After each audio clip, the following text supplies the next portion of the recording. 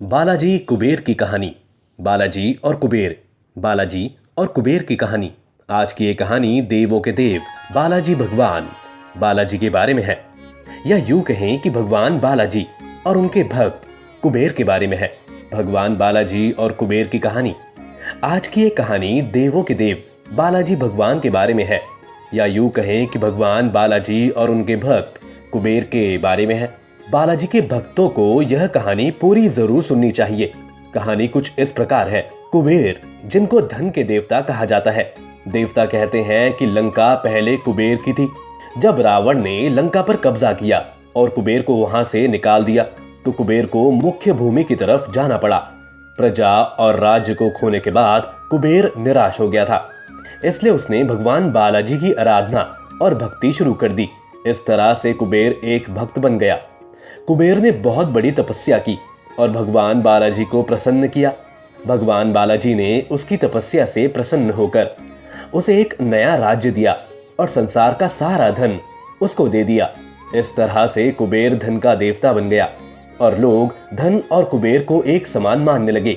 संसार का सबसे धनी व्यक्ति बनने के बाद कुबेर भगवान बालाजी को बहुत कीमती कीमती वस्तुएं चढ़ाने शुरू कर दिया था।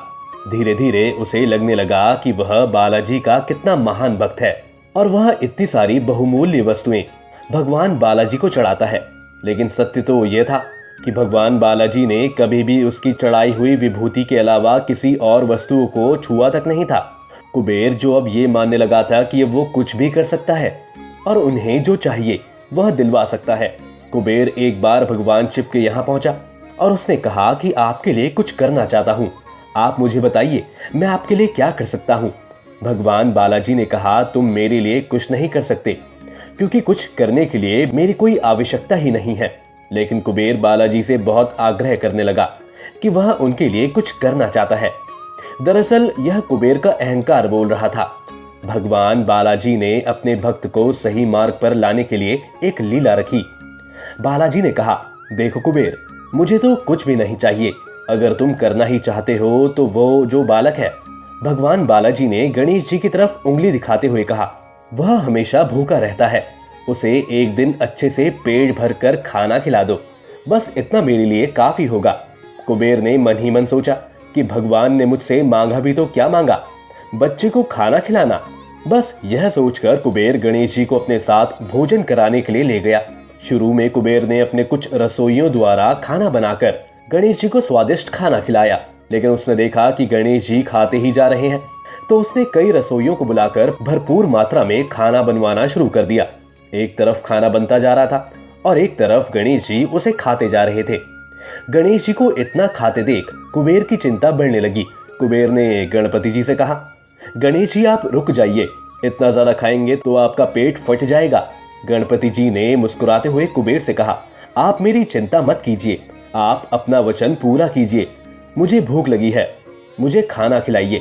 कुबेर का अहंकार खत्म करने के लिए गणेश जी ने इतना खाना खाया कि कुबेर का सारा खजाना खत्म हो गया, जहां तक कि कुबेर को दूसरे लोगों से भी खाना बनवाना पड़ा। कुबेर को इस बात का ज्ञान हो गया कि उसके विचार के छोटेपन की वजह से उसने अपने आप को भगवान बालाजी का महान भक्त समझ लिया था, जबकि सच बात तो यह थी कि भगवान ने जो कुछ उसे दिया है उसी का थोड़ा हिस्सा वो भगवान को दे रहा था। जबकि संसार का सारा खाना भगवान के लिए एक दिन भर में ज्यादा नहीं है।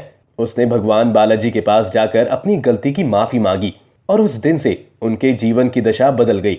दोस्तों, अब भगवान बालाजी कितने दयालु और भोले हैं, इस बात से हम सभी परिचित हो गए हैं। वह अपने अच्छे और बुरे सभी भक्तों पर अपनी दया दृष्टि रखते हैं। पूरी कहानी ध्यान से सुनने के लिए धन्यवाद।